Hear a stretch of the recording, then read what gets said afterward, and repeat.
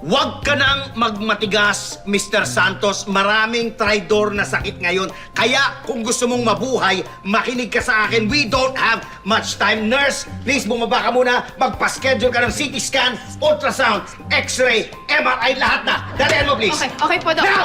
Okay po. Now, please! Opo. Now, nurse! Opo. What? Ano yun?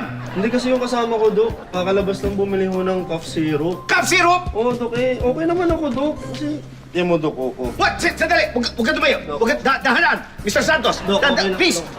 Huwag ka tumayo! Dahan-dahan! Mr. Santos! Dok, okay po ako, Dok. Yes! Oy! Mr. Santos! Dok. Mr. Santos! Ano ba? Dok. Mr. Santos, tama na!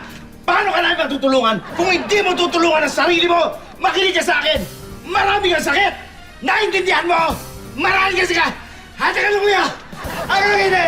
Kaya! Dok, Ay! Dok?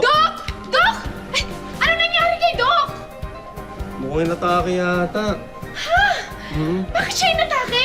Yan, dami ko daw sakit, eh.